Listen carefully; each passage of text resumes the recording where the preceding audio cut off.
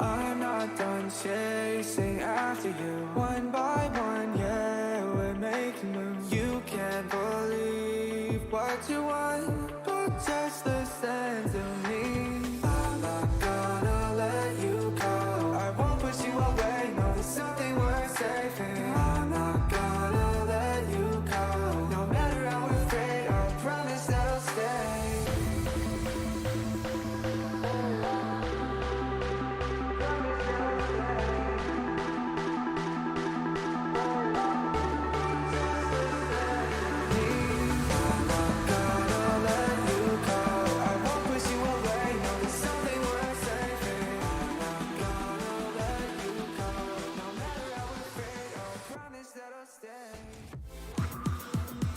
And we are live. What's up, everybody? Thank you so much for joining. I appreciate you being here. God damn it. Right off the bat, I can already see that I'm gonna have to adjust something with this fucking light. So I'm going to just turn it up a little bit. Dude, you know I'm coming in hot when I'm dropping the first F-bomb in the first 20 seconds of the stream. You know it's fucking go time. That's the second one right there. I hope you guys had a fantastic week to thus far. I did see you last night. Those of you that I have not seen until today, welcome. Today is kind of like a two-parter of sorts, right? So we are doing the first stream basically fully dedicated to the Diablo 4 progression and endgame systems developer fucking extravaganza that is gonna start in 15 minutes time on the Twitch channel. We are gonna co-stream that shit and watch it and fucking fall in love all over again with this game, most likely. And then we're gonna take a short-ish break, I would imagine, because as far as I know, that's going on for like 90 minutes, and then at like a half an hour later, we start with our standard separate stream, separate fucking thing, same fucking insane vibe, but our DMZ stream for the usual, you know, Thursday night shenanigans. But before we get to the point where we actually are going to watch this fucking thing on Twitch, I need to tell you guys that there's probably gonna be some weird fucking announcement tonight. Those of you that are on Twitter will probably know about this already, but I know there's quite a few of you that don't use Twitter or aren't on it quite regularly, so let me fill you in. In the last 2 days, there have been serious fucking like foreshadowing by, you know, them basically replying to a person's comments when the person said, I missed this so much, I need to play this again, or something like that. And then, you know, Blizzard basically, or Diablo Twitter basically fucking replied and said that can be arranged. My suspicion okay, let me do it this way. I can tell you what I want, right? I can tell you what I want it to be, but there's like slim to no chance of that being the case. I want them to early release. I want them to go today and say, fucking surprise announcement. We are launching the game a month earlier and people will be able to play it on the 2nd of May. I want them to do that. I don't fucking think so. I mean, that's just from a logistics perspective, that makes no sense whatsoever with people who have pre-ordered and people who have early access and who don't, everything. It'll be a fucking nightmare. That's not gonna happen. All right, that's not gonna happen. Even though they announced that the game went gold and everything like that. And again, I say this in my heart of hearts, I want that, but it's not gonna be that. I think we're gonna get a third beta. I think we're gonna get an end game beta that is gonna let people like basically, I don't know, either start with an extremely high level character, or they're just gonna open it up and say it's a beta for like a week or 4 days, 5 days, and you can level as far as you can get. And I think they want to see like what the progression systems look like, and you know how things start pulling together. I don't know, it's one of those two things. But I think we're getting another beta. That's my gut feel. I think so. But in any case, let me stop being a rude biatch and invite some of y'all in here. Well, not some of y'all, fucking all y'all. Arconus Wolf, welcome, man.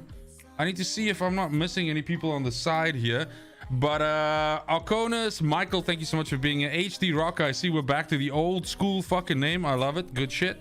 Welcome, Matthias. Great having you. Fenrir, I knew there was no fucking shot in hell you were missing this, baby. George, fucking pumped, son. 100%, dude. Dropkick, what's up, dude? Welcome to the stream.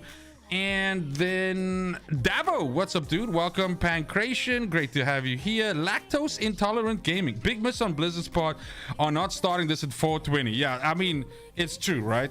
It's kind of like a faux pas on their part for sure. Bo, having you here is also great. Thank you for showing up, man. I appreciate it. Argonian Bob, calm down. It's only a game. Dude, Diablo isn't just a game, bro. It's a lifestyle. No, I'm joking. No, I mean, yes, it's just a game, but you know, I'm a fucking nerd, and I love me some games. So yeah. But welcome to the stream, man. Glad having you here. Wow, big patch on the second May. Don't want to compete for attention. Okay, so no, I don't think the game gets an early release, dude. Guys, do you understand how the fucking internet will melt down if this shit releases early? This is no fucking way. I want it so fucking bad, I'd be willing to pay even a little bit more. Actually, honestly though, I'd probably pay a lot more. I'm just being fucking, you know, I'm just being honest. But yeah. I mean, the fact that I don't think, look, let's quickly, I mean, we got 10 minutes until this thing kicks off, right? So the thing back in the day, a game going gold was like a big deal in the way that the point is that was when the gold master was sent off, and then they started printing the discs so they could package the physical copies and all of that stuff, and that these things could start ending up in storerooms and shops, and they could go out to pre-orders and all that stuff. And that's why it was commonplace for a game to go gold like long before its release. So if the game was gonna go, you know, come out on like the 2nd of June, like this shit, then it would go like gold like 6 weeks beforehand, because you have all this production and all this shit and everything like that has to happen, right? But that's not the case anymore, because majority of game sales now are digital. So they've shrunk the going gold window by like a lot. All right, so it's weird for me that the game went gold so fucking early. That's the part that's messing with my head, where I'm like, dude, are they bumping up the fucking release of this game? But I mean, let's be honest, they could literally, the announcement or whatever, although the wording of it, right, that can be arranged. I don't know. You know what it is? You know what it could be? They could just be giving away a shitload of these games tonight during this thing. They could be giving away keys or something like that. People could win copies of the game, and in a way that's like, that can be arranged that you can play it sooner, but because they're giving away like the ultimate editions of the game, so people can play it 4 days sooner. It can literally be that. We might just be hyping this up like way too much, and then that's also the other thing. Like, you obviously don't want to, you know, do that and then fucking, you know, have it be a disappointment. The lovely Laura, what's up? Welcome. And don't fuck with me like that. I would love an early release, but that never happens. Yeah, I mean, which game did an early release? Dead Island 2. Dead Island 2 released 2 weeks early. So Dead Island 2, that's coming out tomorrow, they pushed the release up by 2 weeks. So yeah. Andy Paris, what's up, baby? Welcome to the stream. B-Master, I don't know if I greeted you, but welcome, fucking big boy. If there's a beta announcement, I'll shit out a live emu. Well, you better start fucking stretching your anus, because I'm pretty sure if it's not the thing that I just said right now about the fucking people winning copies of the game and shit, it's gonna be a third beta. I think so. A third beta would be fucking huge for them, because the 2 betas, they worked so fucking well. It drummed up so much interest for the game. It was very, very positively fucking received.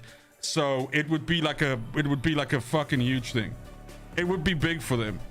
A third beta closer to the release is gonna really unlock a lot of fucking pre-orders for them, especially if they show some of the, like, if they, let's say they do like a 2 or 3 day beta now, and they give you like a level 100 character.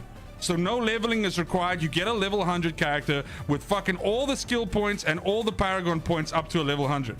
And they give us access to fucking Hell Tides. They give us access to fucking Fields of Hatred. They give us access to Nightmare Dungeons, all the shit, all the fucking endgame stuff. We can do dailies, we can do all that shit. And they let us do that for 4 days. That would be fucking huge. Huge. Because a lot of people are like, yeah, dude, the game, like, what's the end game gonna be like? It's gonna be a fuck up, all this shit and everything like that. That'll make all those people shut the fuck up if it's good. Dude, what is happening with this fucking... Bro. Are you trying to piss me off tonight? Look at how flimsy this bitch is. Come on. Dude. I don't understand what's happening right now.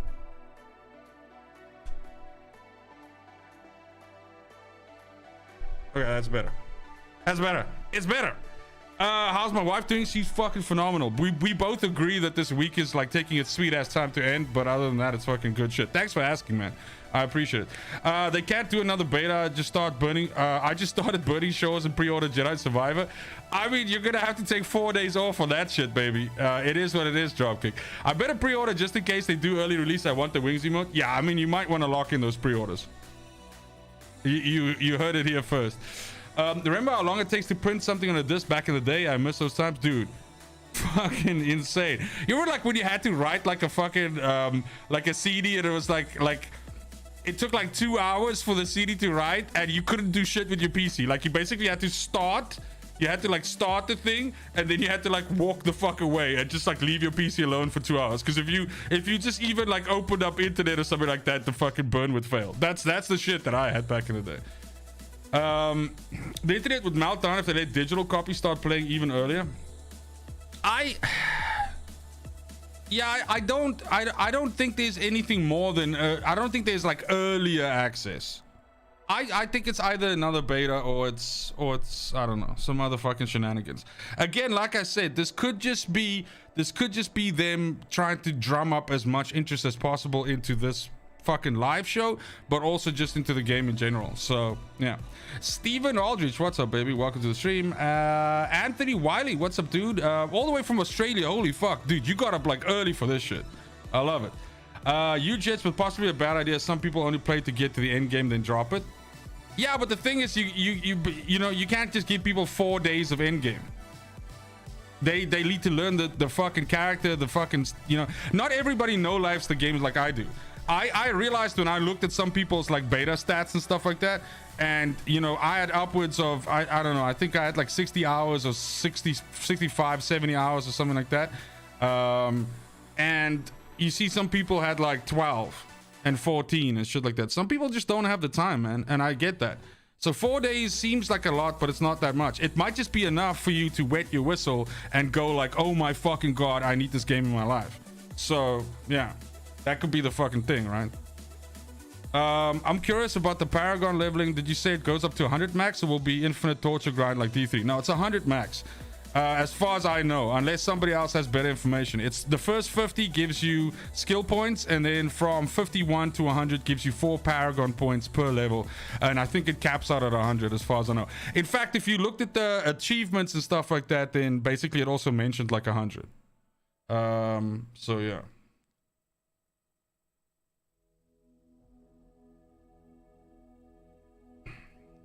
I still haven't pre-ordered. I mean, it is what it is, man.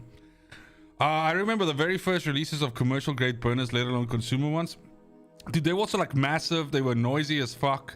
The discs were like ridiculously expensive. So if you fucked up a burn, it was like you were literally like burning money. It was ridiculous. Austin Blount, what's up, baby? Welcome to the stream, man. Glad to have you here. I hope we get another beta since I didn't have much time the last 2 weekends. Yeah, and I think a lot of people were like, dude, you guys had the betas like 2 weekends in a row. It would have been nicer if you spaced them out and gave us a little bit more time, blah blah blah, you know, stuff like that. So another beta makes a lot of sense to me. It makes a lot of sense to me. I think so. Bids, what's up, dude? Welcome to the fucking stream, baby. There are like infinite combos of Paragon boards though, so you might be thinking about your points long after you've capped them. That's the thing though. You have multiple Paragon board sheets, and the different sheets all have different capstones. So it's not as, you know, like you might be, let's say for example, right, I don't know the exact number out of my head, but let's say there's 10 Paragon boards, right? You might be using board 3, 4, 5, and 6 to make your build. But then you might be like, hold on, what if I swap 6 for 8? Because that gives me access to a new capstone and 2 new legendary act fixtures. And then, yeah. So there's a lot of like, that's where a lot of the fucking build, you know, dynamics gonna come in. I I played 68 hours in the previous betas. I think I'll disappear into the metaverse in June. Yeah, dude, you just become one with the service, man. That's probably what's gonna happen. You'll just like fucking absorb into the blockchain and just like sit in the back there. Okay, guys, we're literally like, I'm gonna switch over to this. We're literally like, I mean, I'm fairly certain this is the actual stream. This little fucking situation here. Yeah, it's gotta be it. There's like fucking 16. There's like 17,000 people in here right now. But yeah, I think this is the jam. So this is supposed to go live in 60 seconds. So it's exciting. I'm not gonna lie. It's fucking exciting. So I'm gonna turn the music down a little bit so we can absolutely, grab all of the gravitas, the needed gravitas that we need to with this. But we shouldn't be more than like, I don't know, like fucking 10 seconds to go if they start like on the dot. Is this shit still muted? Unmute site.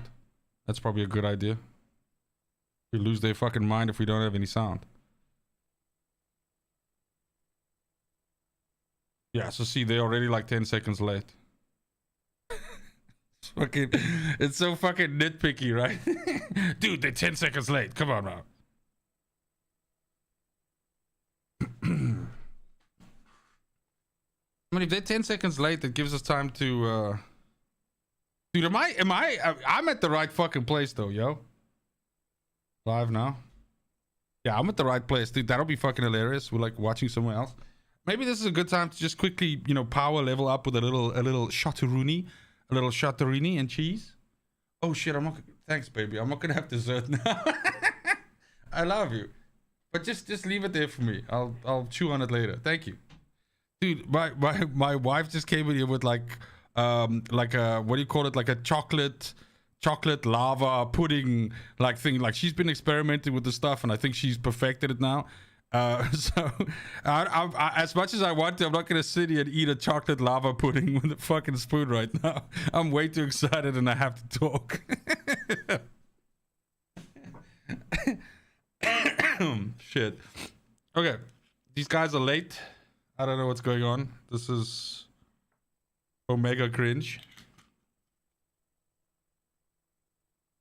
Did I click the pause button? I didn't. I'll go back. Watch now with 20k viewers. Ah, man.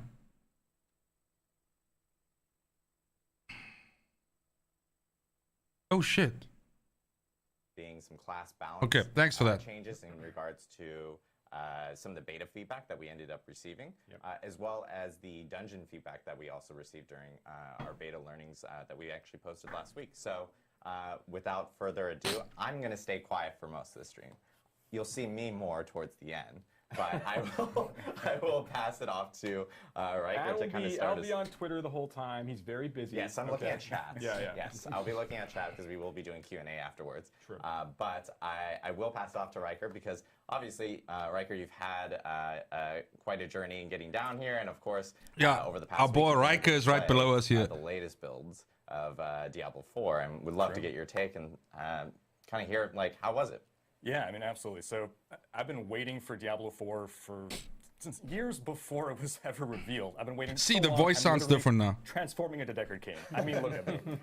So yeah, when you reached out, this is Riker, for the chance to come to the offices, play the latest build, then getting to come here, getting to experience it, getting to talk to some awesome people who gave me awesome insight into the build, into the systems, and get to play with decked out. What's up, Enoch? Welcome to the stream, man. Build, seeing all the synergies coming together with the items, the Paragon boards, and everything. It's really been a blast. Awesome. Good to hear. I know one of the first topics that we wanted to jump into was, I believe it was talking a little bit more about the world tiers and the capstone dungeons, I believe. Yeah, because that's basically the gateway into all the other topics, right? Because we have the world tier system is like the different difficulties, and the capstone dungeons is how you unlock those and then get access to all that end game stuff. So I think we have some footage to show while Joe, you want to talk us? Yeah, let's talk about this. So yeah, I guess the first thing we want to talk about here is When players are going through the base game Oh, experience, this is especially already getting really good to info. Level 50, they get to move into their first world tier content, which is the Nightmare tier. But before they gain access to that, they actually are going to have to go through what we call one of our end cap dungeons. These are longer and more challenging dungeon spaces that have big like boss encounters mixed throughout. They kind of serve as like milestones where players are expected to pass in order to gain access to that next world tier. Now, Riker, when you were playing, you had a chance to actually check out your first NCAP dungeon, at least as part of this test. Like, what was your experience playing through this? Yeah, so the first NCAP. So Riker played the Endgame beta, which was on the NDA. Saying veteran difficulty is too easy, crank it up. So NCAP dungeon, I think the first one, it's recommended level 50. I was level 45, thought I was a hotshot, went in there. It was a humbling experience.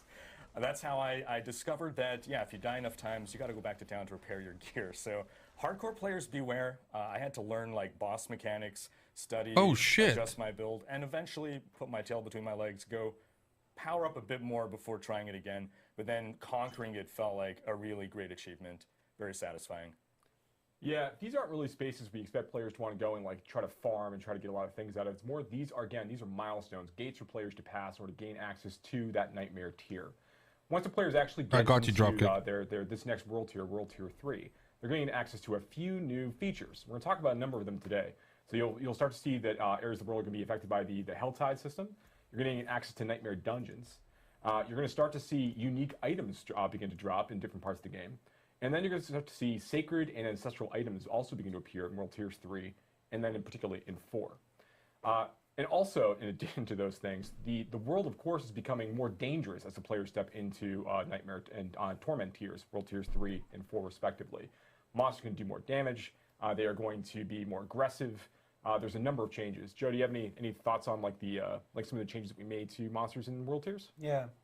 You know, one of the things I love about the capstone dungeons functioning as unlocks for the world tiers is that you've got this the general gameplay loop of getting more powerful, optimizing your build, getting more gear, and then you have something that you're testing yourself against. And then when you defeat that, you move into this entirely new world tier with all of the additional like systems and mechanics and features that unlock. So you're really moving into a place where new stuff is happening. You're unlocking new cool stuff. Yeah, enemies are more aggressive, they're more accurate, they're faster, they're moving more quickly. You start to deal with I don't know what more accurate means, creatures, but which are just more powerful minions that can show up. it's not like these guys can like miss when they shoot you. That's right. Yeah, the monsters have certain cooldowns between their attacks. They have logic for how they do targeting. Oh fuck! They have projectiles. Some projectiles have seeking. True. So they can home to some extent. Okay, I take that shit back. They have I some spoke logic too about soon. how they group up and how they decide which people to target. And so a lot of those different parameters we adjust as you go up in world tiers to make the monsters more threatening. Because of course the players are getting more familiar with the game. They're getting more skilled, and they're also getting access to more tools in terms of new abilities through legendary powers. Or, Dude, like running into a fucking elite pack with like 5 affixes is gonna blow your fucking It's easy top. for us to imagine that we could just make the game more difficult by increasing the damage the creatures deal or increasing the amount of hit points they have as you're going through these encounters. But Yeah, but we wanna don't make sure do that. The world felt more dangerous as you progress into these higher world tiers, and that requires more work when working with monsters and those various encounters to kind of like create that extra level of challenge. Did you kind of determine and sense anything like kind of going from world tiers like 1 and 2 into like world tiers 3 or 4? Oh, I definitely felt it.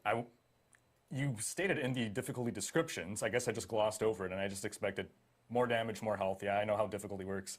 But I was starting to feel, oh, the world just seems more hostile, more aggressive. And that's when I realized, oh, there's a lot more at play in the increased difficulty. I think it's also gonna be mob density is gonna be through the fucking roof. There's one more thing I want to talk about with regards to world tiers as well. And this is I'm very excited about this talk in general. I've been waiting to have a lot of these conversations and with the audience so they can kind of convey some of the more interesting depth and complexities associated with some of the systems. So in world tiers, you gain access to two new sets of itemization tiers. In world tier 3, you gain access to sacred items. They may appear for you. Okay. And then world tier 4, you gain access to ancestral items that could be to drop for players as they're going through those spaces. My man. Now, with the players leveling up from 1 to 50, the items that you're getting from monsters that you're killing are going to be the power is going to be based on their Yeah, see, this is the big difference. So This is ancestral items. This is huge. The beta, and you're killing level 35 monsters for whatever reason, and you're going to be getting slightly more powerful gear as a result of that because the monsters are more challenging and they're going to be dropping better gear for you. But once you have reached level 50, and that basically that flow means that as you're leveling up and you're fighting more challenging things, you're going to continue to like slowly upgrade all of your gear over time. You'll find a ring here, and a helmet there, a pair of gloves. I'm sure they will great. be That's how we want you to Argonian. kind of like get exposed to itemization systems as you're progressing through initially in the game. But once you get into World Tier 3, things change a little bit. So items that drop you have a chance to be sacred. Not every item in World Tier 3 is sacred by default. The higher the level of the creature that you're fighting, the more likely the chances that items dropped from that creature will be sacred in nature, or also based on the kind of content you're completing. But sacred items, when they drop, shit. and actually they drop at a very large range in terms of the power that they can have. So you could get into World Tier 3, you could kill a pack of elites in your first dungeon in World Tier 3 at level 50. And you can get an item out of that group. Maybe it's a rare, a rare item that drops off in that group that is powerful enough that could serve a level 70 character. The sacred item tier That's basically sacred. is going to have gear in it that goes from level 50 all the way up to level 70 in terms of like the power. So you could roll sacred Once you go a little bit 52, higher, it's a sacred little more likely to 70. get slightly higher in the range, but it's very likely you can get those really, really great drops really early, which we think is super exciting. Which is like You want to be trying to, you always get be like looking something for, that carries just you to the right 70 ring, and it could because it's show just up, like, that your good. best in slot ring for that for a sacred tier might show up at level 51, and that might be the one that you want to hold on to for the entirety of that tier. Yeah, exactly. You're talking about, when you're talking about these sacred items, the level requirement for this ring, for example, is not 70. No, it's your current The level, that's a but it's great as point good there. as a So the level 70. requirement for this is actually to be set at the level at which you Yes. actually loot the item. So once again, we have trading in the game. If you are level 50 and you get a really, really great ring drop, that's going to be good for not quite your build, but like maybe you're playing a bleed barbarian. This is really, really good for like a berserk build or like a big fury build. And you say, okay, I want to give this to you can hold on to it. That could be a really valuable item to trade because it could be that its eye power is such that it's like really good for a level 70 character, but the required level for the ring itself is level 50 because you got it at level 50. And that's going to raise with the course of time. We think that's going to be super fun for players to chase. And there's more of that as you get into the ancestral tier, but that's not all. I think the next thing we're talking about is actually legendary and unique items. Shit, they're not going to talk about Ancestrals. So, Ancestrals is a different we've talked a ballgame. little bit about legendary items in the past. I really want to focus on things that we haven't spent a ton of time discussing, but to give a general overview, legendary items in general are attached to like legendary powers. And these legendary powers, or reverse, legendary powers attached to legendary items. Legendary powers basically are designed to appear on multiple different slots. So, an aspect might appear on an amulet, but it might also appear on gloves, or it might appear on ring, or it might also appear on weapons. These things have a tendency to be in a lot of different places based on the power itself. And we like this because it lets players like extract aspects and powers from items and put them into other items that meet these certain criteria. It's fun because we want players to go and be chasing certain fantasies. It helps them kind of like hone in on certain kinds of builds and gets them excited about the potential of like kind of taking all these different Look at Legos the and guys, kind of pay putting them attention to together. the sell values of these items. At like level 40. Yeah. Legendaries is what I'm talking about. So once you get all of these legendaries together and you put them together, that's gonna be really, really fun. So that's part of the fantasy we think of legendary items. Did you actually get a chance when you're going through 1 to 50? There's only a certain number of these that are actually available. But when you get into World Tiers 3 and 4, more legendary powers are available. Did you get a Oh chance to see fuck! the Okay, so it's legendary tiered powers? out. So the really powerful stuff I sits definitely later. got to see, a variety of legendary powers. I got a certain number of drops. Drop rates didn't feel out of control, but you guys gave me some they might pre-made be keeping characters this as well screen up that a little were bit too decked out long. with builds, and I saw lots of cool synergistic powers that came together to really make a build flow well. And I think my favorite power was probably on actually a unique item, and it was for the druid that made your werewolf form your true form. So Oh, I know a lot shit. of people have been saying, hey, can I just be a werewolf all the time? Yep. Yes. Yes, you can. Yeah, that's the next step, right? So unique items. So unique items only begin to appear when players enter the nightmare tier. So once you're in World Tier 3, there's a low chance that some of the game's unique items will begin to appear Oh, fuck. for players as Uniques. they're progressing through this experience. And they're very, very rare. These are huge chase items and opportunities here. Some of them are really important for build making. Some open up a whole different build paths and opportunities for players to go and pursue. These are things that are Word of designed to be Akan really is exciting. Like what you godlike. suggest there when you have that experience. trying to Fireball gather now the bounces as it werewolf, travels. The ability to stay in werewolf form effectively forever with that druid unique. Really, really cool stuff. And there's more of these unlocked over Fuck the me. course of your level progression as well. I think I saw Shaco earlier there in the list of unique items. That's correct. Shaco does make a return, and there's lots of opportunities for us to basically kind of pay homage yes to, and to no, items Argonian. from I'll explain a little bit previous more Diablo after to this, the entry if of the they don't. series. You'll see a number of different items, items like Grandfather, Shaco, obviously. You'll see a few familiar. Harlequin Quest is an old school item as well. Of the game's live development. Also, this is a good way for people to kind of see the new the new font changes and so forth that based off the beta learnings. Yeah, people moaned like that we bitches about the actually ended up font. posting, last Yeah, week. yeah, we'll get more into the beta learnings later in the live stream. We'll go over them in a lot more depth. But yeah, absolutely, the font was a great example. I mean, I think we added at least. But I think he's like a little bit sick. Seems like it. Oh, yeah. More serifs. Significantly more serif, yeah. But no, seriously, people pointed out that the font, while highly readable, and we spent a lot of time thinking about, how the game is going to display on all kinds of different screens, different aspect ratios. Sure. TVs, Yeah, because people will right? play this on So we want TVs, the and font to is a be huge highly thing on readable in TVs. all of those It's not situations. easy designing the shit to be But, good on it didn't all feel as sizes. much like Diablo as it could have, and so we went back and looked for a font that was still highly readable, but had more of a Diablo thing. And it's just a great example of Yeah, Comic players Sans can pointing fuck off. something out and us being able to react to it. What's the next thing we want to talk about, Riker? What do you think? Well, so we have all these legendary items. There was like an One awkward pause there, right? semi-deterministic way to farm for them, Helltide. It's an activity where, well, I guess you can dive into how exactly you can target farm specific item slots to hunt for specific unique items. And it's going to be one of the main endgame activities that we'll be partaking in, right?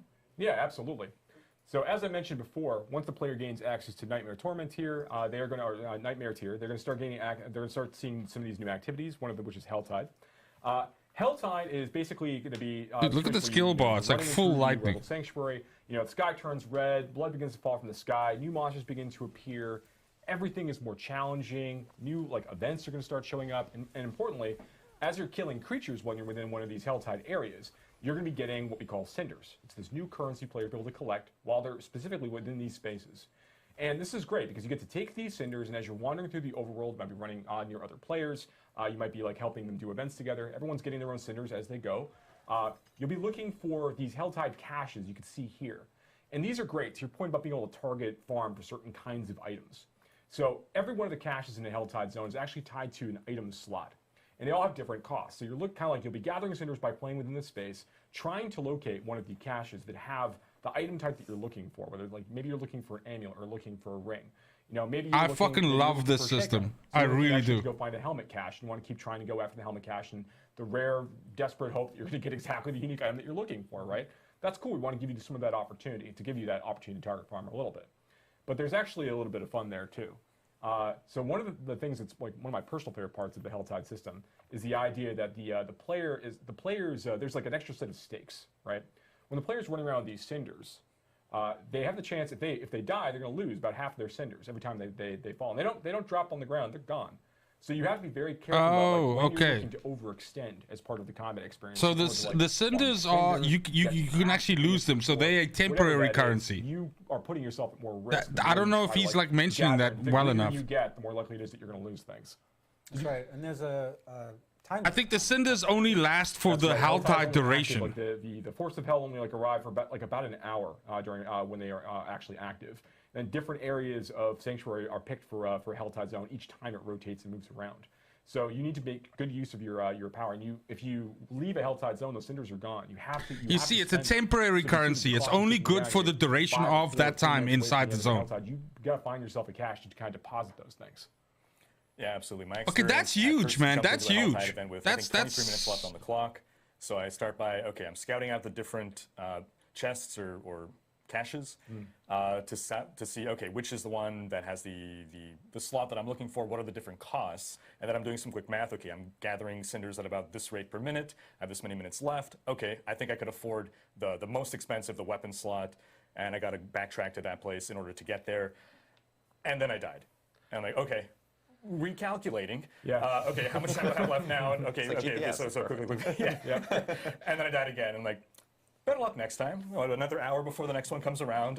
I'll have a better plan this time. Now, granted, you can still get legendary items to drop for you. You can still get really good drops inside Helltide experiences while you're killing monsters. So it's not like if you lose those cinders, you've lost all opportunities for rewards. Yeah. But Obviously, it does take a little wind out of your sails if you just happen to get jumped at the wrong time. Again, another great opportunity for there to be players nearby when they're trying to help out in those situations. Yeah, I definitely think Yeah, like one if you thing get I like think a is really strong cool team about and this go is into that Helltide, you'll be able to clean the fuck out, these, bro. chests That's are definitely captured, something where you want boxes like a with co-op loot, team. awesome loot inside, right? You know, each time a Helltide appears, they're in different locations, That's right? right. So you have to go and find them, you know, as Riker was saying. But for the duration, There's a lot of like that ambient Helltide, noise they're in this fixed room. I don't know places. if you guys can hear When it. you go into the Helltide area, it's useful to scout out and see where the caches are for the item slots that you're interested in. And then you can, you know, mentally remember, okay, here I want to farm around here. I'm going to come back here. I'm going to get this item or whatever. And one thing I want to call Well, out as a here, team, you could know, split up, you right? saw One of guy the could go caches north, on left, the right, screen south, there, and then you know, go like, okay, some cool, of the I've got you boots and captured. weapons over And you here, capture and all I've the, got fucking UI amulets and off, rings over here. so You know what I can't mean? See the icon above it, but there is an icon that says, in here there are boots. That's correct, So you yeah. will know before you open that cache what's in it. And I mean, that's not all. I mean, there's other risks and dangers inherent in Helltide areas. You know, this is an opportunity for you to fight some different bosses. Again, like I mentioned before, there are different events and things that actually are going to be showing up. And of course, we can't really have such a wonderful experience as Helltide without our baby boy, the Butcher, showing up occasionally and What? causing serious. Oh mayhem shit, the and Butcher shit, can spawn in the Helltides? Let's go, overworld dude. Sanctuary. So Let's lots of really fun go. things happen inside these Helltide areas over the course of the player's experience. That's fucking It's dope, also dude. an opportunity to farm a special crafting material, right? That's correct. There are craft materials like Fiend Rose and things that really are coming directly from Helltide encounters and those experiences. So you are looking to also get some of the materials you need for like really high tier like weapon and item upgrades from going through these places. So Helltide is what we're doing to farm crafting materials in order to target farm-specific drops. Another big activity that we're going to be doing, Nightmare Dungeons. You want to talk a bit about that? Yeah. So yeah, Joe, do you have anything you want to talk about for Nightmare Yeah, Dungeons so first? you know, Nightmare Dungeons are we're going to talk. Okay, so they're again, using we're like gonna talk Riker about, to beta like feedback prime up a in lot of the things. the show here, or near the end of the show. But Nightmare Dungeons are our key dungeon replayability system for the later part of the game, right? And you're going to get sigils, and Joe's going to talk a little bit about the sigils. But we're really excited Yo, for players dude, to this get shit to is fucking check out all awesome. of the cool ways that the dungeons can really be transformed. This shit is fucking awesome. By the Nightmare Dungeon system. Yeah, so first up, Nightmare Dungeons, very, very exciting system. Players haven't had a chance to play these in our betas yet, but as they get into the endgame content, start going through World Tiers 3 and 4, you'll begin to see, you'll gain access to some of your first sigils, which are primarily initially earned by completing Whispers of the Dead, one of our other overworld content features that players will be able to engage with. Now, sigils are really interesting in that they are tied to a level when you find them, which is going to affect the level of the monsters inside that space. They have various afflictions, which we've talked a little bit about. You see the... These are going to modify the way that level rolls out. But Nightmare Sigils, when they are activated, after you collect one, is going to basically open up a portal near an existing side dungeon. And in the pre-release version of Diablo 4 and additional seasons, we basically select a subset of all of the side dungeons of the game. That See, can now you have become a Nightmare chance to dungeons like from avoid that tier. lightning. Watch. So players become, There it goes. become Boom, more dodge. familiar with a set number of these because they know that they can be populated with these Nightmare Dungeon experiences. So you might already know, whether it's Annex Claim or What's up, whatever it Daniel? is, Welcome to the stream, man. what the layout of a given dungeon might look like normally. But Nightmare Sigil is going to change that by introducing these new afflictions and then also these greater afflictions. We showed earlier in the video like this, or right now actually we're looking at this hell portal, nightmare portal that can open up and basically spawn in all these monsters from other like monster families that might not be native to that dungeon, which is pretty cool. In that we like the idea that players are going to have to kind of deal with these new different threats than what they're typically used to as part of that encounter. And there's a number of these other like greater afflictions, like we showed the Stormbane's Wrath, that disc thing that was floating around around you, and occasionally it just pulses out this really big, stunning, damaging effect. So you have to be mindful of where it is. You should make sure you avoid it as part of the combat experience. Definitely adds a new wrinkle to gameplay as you're going through. And we add more of these afflictions as the player continues to level up. I'm giving Riker like a little bit of space above his head because I feel like I'm like, you know, I'm giving you too much pressure. More and more dangerous threats over the course of time. And this is a really great place, not only just to just so you guys can see that side and make sure that you're strong enough to tackle these sorts of challenges. But you'll also be able to. These are really great places to farm for like sacred and ancestral items in particular. And these are the places that you're going to be upgrading your Paragon glyphs. We'll be talking more about the Paragon system This is huge right now. So, in that, like, this is an opportunity to show the actual upgrade glyph screen. I just noticed, like, hey, look, it's actually up right now. What timing? So, yeah, when the player reaches the end of a Nightmare dungeon, they get to basically go ahead and take one of the glyphs they've been collecting over the course of their 50-plus experience, and basically slot it into here and choose to upgrade it. So, like glyph Diablo even more 3. powerful. These socketables will go into your Paragon board and end up being some of the single most powerful modifiers you can apply to your character, above legendary powers, and even in some cases, even above some unique powers. So it's really in your benefit, based on your build, to be choosing, looking for a set number of these and upgrade them to exactly what you need them to do. And so the sigils that we're getting, what I noticed is that if you get some afflictions that you don't particularly care about, we have the ability to salvage some in order to craft sigils of our own, right? I think it's a 4-to-1 ratio. Is that right? Yeah, just about. So you'll be able to get a lot of these different sigils by going through Nightmare dungeons, completing whispers, and through other content. And if you're finding So you can sack 4 to make like one you're looking for. Because maybe we're gonna have like enemies inside are gonna do additional lightning damage, but you don't have a lot of lightning resist on your build. Maybe you want to go ahead and like salvage that back at the occultist. Take that down to its sigil dust and use that to basically make new random sigils for you to go ahead and run with. Oh, you can't target, it's a random, so you could end up with the same fucking thing again. Higher level sigils they can craft through the system over the course of time. And it's another way to kind of like reutilize some of the sigils you might not be as... Thanks, Lactose. I appreciate it, man. Yeah, one thing I liked about the afflictions was it was making me make choices during the gameplay. Like two that I can speak to. Dude, I wonder how long guys like Riker got to play the end game. Like, was it a weekend? Was it like 2 weeks? Was it a I month? see that nightmare portal opening, and I'm like, okay, should I take care of that before it starts spawning more monsters, or do I finish this fight first? I'm forced to make a decision, and I got to live with the consequences. If I think, maybe I should take him down, and then no, the fight becomes more challenging, and nope, I should have taken care of that gate first. Another one is, I forget the name, but it's some kind of blood cyst that starts to grow, and then if you just don't touch it, it eventually explodes in a huge area. Yeah. And it's either, okay, destroy it before it does that, or get the heck away as fast as possible. Again, making choices, and it's like, okay, I think I thought I had time to get away, then I got crowd controlled, and then boom, one shot. So I like how it changes the dungeon experience depending on which of these afflictions. Yeah, I think that's pretty cool as well. Absolutely. And there's death counts in some of these as well. As time goes on, you get into the deeper ones. Where you gotta be careful. You can't choose to just throw yourselves at these things. And if you're making mistakes, you have to really evaluate carefully how you're progressing. Yeah. Sure. That's true. So yeah, you got a chance to play through some of those. Dude, this part where they transition is so tough to watch. It's like, it's true, right? It's true. Yeah, okay. That you can actually fight up to creatures up to level 150. Actually, as part of the experience. I'm gonna drink a shot for every time that happens. Yourself as time goes on. So really excited about how far players can go with that. All right, now you're talking about glyphs and the Paragon system, so let's talk more about those Paragon boards. Oh, let's do it. Okay, Paragon boards. So we've talked a bit about Paragon in the past. We've shown pictures of the board just like this, and we've shown you things like, hey, look, like here's normal node, and this is the way that you're going to earn like 5 willpower. But that's not all this board is about. There's a lot of other complexity and things to deal with in here. So there are basically 4 types of nodes to kind of like quickly reprise some of this information. The first, of course, is normal nodes. Then we have what you show here is magic nodes. These are different affixes that you can collect over the course of time. Usually, he's not reading the page, bro. To find a direct version of on items. So like this, for example, crackling energy damage. So that's a sorceress, so like a lightning spec sorceress ability or passive, effectively, where she'll occasionally be crackling out damage to nearby targets.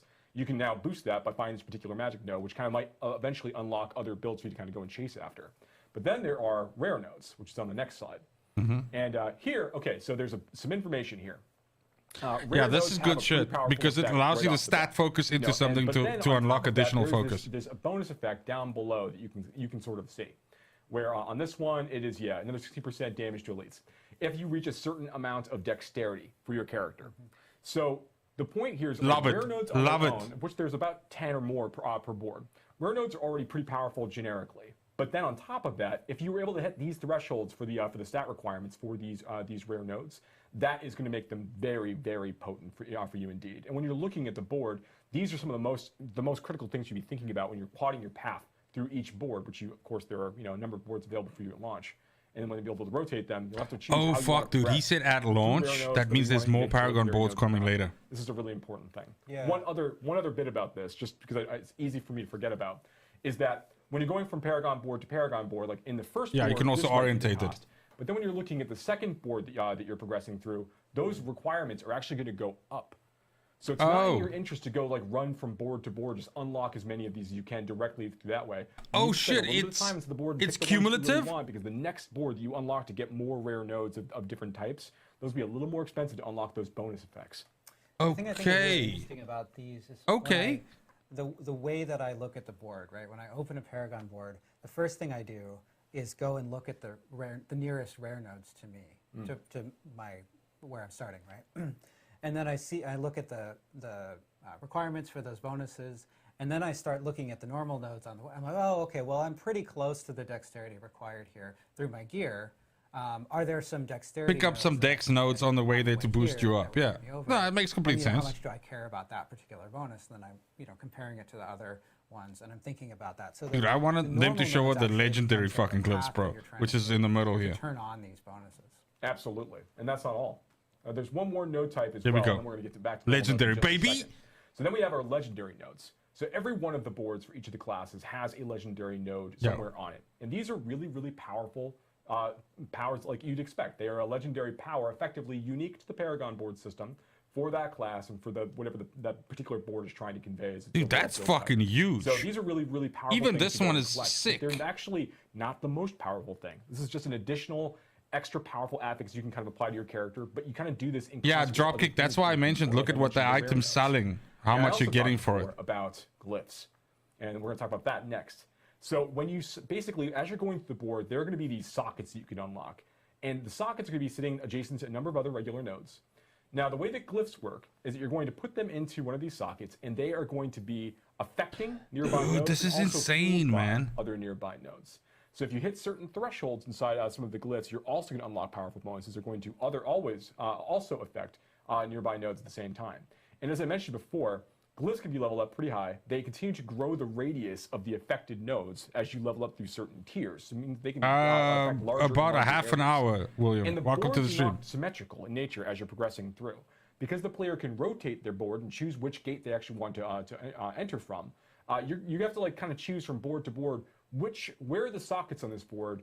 Are they near the stats? Dude, this is my shit. Because this glyph is going to be fueled by dexterity nodes within range of the glyph effect. And it's going to do additional critical strike damage, whatever it's going to do for me as a result. Fuck me, this is That's cool. a really, really important choice to make. And because all of the boards have different configurations, different socket locations, and different things near those sockets, you have a lot of interesting decisions to make about where you actually want to invest your time. How does it matter? How does it feel to do this relative to the rare nodes you might need on that board from a different board instead? Fun decisions for players to make as they're going through. We want ultimately to feel like the Paragon board system allows for two incinerate, focus, burn type sorceresses to feel like they've got very different paths to the Paragon board, different decisions to make, even if all of their skill choices are identical. Yeah, it's That's the thing, though, right? We talk about a lot. Like, you could have exactly the same skills, but have 4 different fucking Paragon choices, Paragon board choices, and you end up with a different build. And you want to play Incinerate, you're not going to necessarily be the same, have exactly the same load. Paragon board system, yeah. Another Incinerate sorcerer. That's right. One thing I found really cool about the Paragon system that I didn't realize at first is that every Paragon board is almost like a Paragon class, like a specialization class, where it's all built around a certain theme, fantasy, playstyle, and it all revolves around that central or off-central legendary node, and then the rares kind of support that same theme, and it extends to the blues. So like on a Necromancer, oh, this board is like the pure summoner fantasy, and this one is the Blood Mage. And looking at it that way really made it very cool for me to be able to explore. Okay, I can merge these two together. I'm going to go bone and blood, and just further, explore and dive into that specialization. Yeah. There's 220 Paragon points that players will be able to have by the time they finish leveling up their character at level 100. We want those choices to feel like they've got meaning individually. Players can respect the number of those choices if they want for gold cost. Yeah. We want to be able to play with this system and For gold have cost. experiment with different ideas as they go. But importantly, we want them to feel like that the choices they made for the 220 matter a great deal to their overall performance. Yeah. Yeah, super fun. Oh God, there's that unawkward shit. It's shot time. Well, I guess at this point we can talk about some of the God beta learnings. damn! We had a beta. The community gave a lot of feedback, and you folks took in that feedback, digested it, and transformed it into actionable change in the game. You want to talk to some of the things that were changed? Yeah, I keep saying we're going to talk about that. Now is the time. Yeah, you heard correct. 220. So let's start out with looking at some of the class changes that we did. So there's a lot of text on this screen. You've had an opportunity, if you've been following along, to check out our blog that documents a lot of the changes that we were able to make. I'm gonna leave my camera over the general shit because that doesn't really matter that much. Players. We'll leave the classes up. 2 beta weekends, and also from data that we get. But this is the stuff get we a lot literally of went data, through last night. Or how night many times before, someone whatever. dies in, are necromancers dying a lot in this dungeon, or is this boss killing barbarians a lot of times? And we can use that alongside player data to identify areas where there might be a class deficiency, or areas where maybe something is exceptionally strong compared to other things that are balanced to be the same power. And so, in general, one of the things that we looked at from Jesus, okay, from that's those why they two said it data was going to be weekends 90 is, minutes. They're literally feedback going to from walk through barbarian each one of these things the now. melee classes felt weaker than the necromancer, rogue, and sorcerer. And there are a lot of aspects to that. So there's some nuance in here, right? Like for the barbarian, we identified that the barbarian, at low levels in particular, needed more damage reduction sort of built in. And so we added this passive damage reduction. So you're just going to take 10% less damage. Yeah, by the way, that's something that I had wrong, like when we were discussing it. I thought it was damage reduction as in output damage, but it's actually incoming damage reduced. So this is like a huge buff for the barbarian. We also identified elements of the druid that you could really benefit from some buffs. In fact, I think, Riker, you got to play the druid a little bit. I did, yeah. So honestly, when I first saw the patch notes, I was like, oh, I was hoping the druid would have gotten a bit more love with regards to spirit generation. But then I played an endgame build of, it was a perma werewolf storm druid. So I'm a werewolf who's casting storm skills, and the play style was so tight. It You flowed thought so, well. William? You caught that? It just all gelled together once you got the full kit, the full build together. And I went into this week with a certain class favoritism. Where I had rogue, I had necromancer. They haven't sorceress, nerfed thorns damage. Barbarian, and then druid and dead last. I'm completely confused now. I think druid might be my favorite now. I think a lot of people are going to end up saying that, to be honest. The classes again.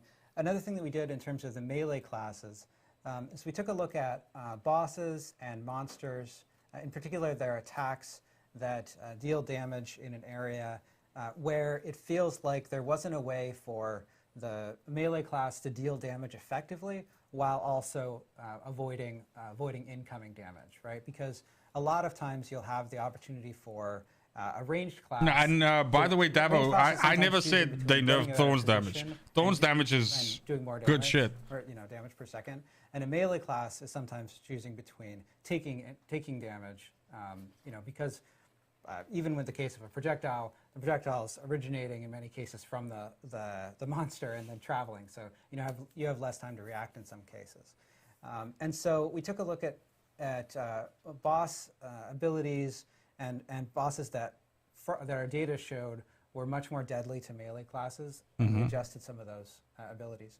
Now, this also affects the Necromancer class, because you might notice that we had a note here that states that summon minions will die more often. Yes. Now, we want the corpses to have sort of an economy. We want to Yeah. have the We want them to mean sense something. that corpses are useful, you're using them to bring in more skeletons. And the Necromancer pets, as a theme of this sort of bone class, they are a little bit more disposable, right? Like if a skeleton dies, you just pop out another one from a nearby corpse. You'll so be we want fine, them Laura. to be, It's muscle memory. It'll come with time. dying and getting resummoned. And we want to make sure that there are plenty of corpses, so you're not going into a boss and running out of, I don't have any pets and I'm a pet builder. We certainly want to make sure that you have pets available, Well, we want them to be kind of coming back from time to time. So Yeah, but there's like a unique ability for the necromancer that essentially spawns we increase corpses the every damage once that in a they while, take just bit, around but you. It just we spawns also, corpses. So talking that's about areas where bosses are doing too much damage to melee. We also took a look at cases where there were abilities that felt unfair for pets. Where there's just like a huge damage in a huge area, and maybe it's no AoEs problem are rough player for to get out pets of to it, survive. But trying to micromanage your pets to get out of Micromanage this. an army of skeletons to go around. Yes. That's not a fun gameplay that we're trying to capture specifically with the necromancer class. So we modified the damage that those kinds of powers do to pets, both necromancer and druid pets, in fact. Yeah, we do want to make sure that managing your minions to some degree is part of the mastery of playing a necromancer, and that, like, you know, when skeletons go down, you need to accommodate that and make sure that you have corpses that you've been generating or keeping on hold for some of these situations. We feel that is definitely part of the fantasy of the necromancer class is needing to. I think there's resummon, to also your point, something that become lets you like disposable store soldiers that up are out there corpses, supposed to help basically. you. So we want to make sure that continues to hold true, but not to a point where like an army necro can't go fight bosses. That's obviously not what we're trying to build with any of these changes, of course. We just want to make sure that the necromancer does get a chance to engage with those parts of the mechanics. Now another. And I did get to play the Summoner Necro, and I was summoning my minions regularly, so it was something that was a continuous part of the gameplay. But I never found myself in a position where that's I'm out of not true, minions, I'm Riker. out of Come on, man. corpses. You So only the summon the corpse shit like generation once. They rate never was- die, it felt dude. good. They like I'll never admit fucking that die. Passive minions is not my favorite. Oh, playstyle. unless I he love the means ability le- to I direct guess he them, might but mean endgame. for So what fine. you intended to accomplish, I felt you did. Yeah, so one of the other areas of feedback, we have a note here that says that might be a little bit confusing. It says we reviewed the class skills to confirm that there were good options to get out of control impairing effects. In many cases, what we mean is unstoppable, which is the effect in Diablo 4 that clears all control impairing effects, crowd control effects, and makes you immune to them for the duration of that effect. So the classes are designed so that every class is intended to have access to a good set of options to clear. Yeah, crowd that's control, super so that important. there is Like, you need an classes that interaction can between, escape oh, CC and shit. Monsters are doing crowd control, and I have options to remove it, but I need to think about those options. And we saw feedback during the beta that at early levels, some classes felt like they didn't have enough options there. Yeah, Necromancer has Riker, fuck in your all. play at the higher levels, did you feel like that was still an issue? I don't remember it being an issue at the high levels of play, no. Going back to my favorites, Barbarian now is my second favorite after being my fourth. Again, yeah, the melee playstyle I felt gelled really well with a high level Barbarian. It all came together. I don't feel I was Oh, being Riker, punished for you being fucking, in melee. I you didn't feel come on, constant baby. crowd controls Stop or fucking with me. inability to, You're teasing me now. Gap close. Listen to him talking fucking the spears sweet to bring nothings enemies about to my me, Barbarian. The lunging attack to close the gaps, and a good toolkit to deal with everything. So the last thing I want to note on classes, of course, is that there are a few other changes beyond what you're seeing here. I think some people called out Hydra changes. We made a lot of small changes to classes. There are also some cases like legendary powers. We updated legendary power effectiveness, which is sort of vague, but it's really just that there are a bunch of small details, and we're sort of tweaking them. The other thing I want to talk about is dungeons, right? Yeah. Okay, let's go. So we got a lot of feedback from players that there was a lot of running back in dungeons, and there were really two ways that we wanted to tackle this. First off, of course, if we have a situation where you're running back, we have a system that causes monsters to ambush you to make sure that it's not just running through an empty space. So we added more ambushes. Okay. But secondly, and this is really the more That wasn't mentioned effective before. aspect of it, we changed the layouts of dungeons and where objectives were located in the dungeons. Oh yeah, that's right. Look at this graphic design of passion. I wish that I made this graphic Oh, that's good because shit. I it's did so- laugh really hard when I saw this the first time. so I love it evocative. so much. Dude, I fell for this shit like a lot, but, dude. I think this is a great example. So this is one of the dungeons that players called out in beta, Hoarfrost Demise, right, as one that had a lot of run back. And one of Yeah, the this is reasons irritating that as you can fuck. see here, Because if you that it missed has one so of much run these, you'd back have to is go that all the way the around. objectives are laid out in a way that you have to run down a long, narrow hallway, to get to one, and then you have to run back. It's Yeah, a this dead is end, just and then you have to run back yuck. down that narrow hallway. So we changed the layout of Hoarfrost Demise like this. Right. So you Oh, can see that the see, objectives, which are those Come on, baby. diamond, icons there on your screen, are along the main path. oh, of that's the cool, dungeon. man. I fucking And like this, dude. remember, This is really now, like. in this case, the player has explored all of the dungeon, and you can see all of the map. Yeah. But when you're playing through the dungeon, you don't have the map is fogged. You haven't explored it yet. But it's set up in such a way that as you're exploring through the dungeon, And you you're can going learn to this shit. You're like, naturally when I encounter hit the first one, it means that I can just do along a your square way, and I'll so hit the you're other not two going objectives. down If you're trying to like speed push Yeah, it. in our That's really objective cool, view, man. This is going to lead to smiles. Ah, Yeah. Yes. This is good. But no, it's important. Like we want to make sure that like, as you're progressing through space, you are naturally coming across these objectives in a simpler way, as opposed to you need to like kind of like wander and kind of like backtrack a lot more as part of that. Yeah, and in fact, we identified a number of dungeons that got this feedback in beta. And So this we is a also, dungeon I don't- We're talking about nightmare dungeons. We also want to make sure that nightmare dungeons. I don't remember we addressed not this in liking Nightmare this one, but Dungeons this as is well. one that we had This is- access I to. know these Cold things Dragon we Barracks, talked yes. about Yeah, yeah. earlier. This is another example. Cordragon Barracks. It's another dungeon that. Why am I not we saw a lot remembering of, this fucking dungeon? feedback and screenshots from beta, where you can see that the objectives are set up such that clearly you're going to have to run back all the way. Yeah, there's all the way a back there's to a that long fair hallway. amount of You're gonna backtracking spiral here. around, you have to go out. You have to explore out from those spirals, and you can end up getting confused and running back. Because the other thing that happens here is that if you've run to an objective and the next thing that you have is back along a path that you know Yeah, about this is true. already, I mean, they could have drawn some naughties on the then screen. Yeah, they why just wouldn't you just fucking run cocked back that up. along that path that's empty of monsters? It's not fun. It's more fun to kill monsters, but it's more efficient than exploring some unknown that might or might not lead back to it, right? So that's a key part of. these But layout the bottom line is, changes. whoever drew And if you these take a things, look they at the did not next pay enough. Because shot this is here, funny you shit. can see how we rearranged the objectives in Cordragon. Okay, kind of just seems to me like they made some of these dungeons just like smaller. Now, these That's aren't just the like, only let's things just we make this did, shit smaller. You know, there's some other things we did to actually just straight up just regular objectives. So there's things like there are some dungeons where the players are asked to kill all the monsters inside a dungeon space. And in those situations, we've made it so like once the players reach a certain threshold of monsters they've killed, rather than saying like, you know, there are potentially as many as 50 zombies in this cave. You know, after the player has killed, 49 zombies, they might still be normally looking around in the last corner where a zombie got like, is kind of like hiding in a closet someplace, right? In this situation, instead, once you reach a certain threshold of zombies that you've killed, now they actually begin chasing you down.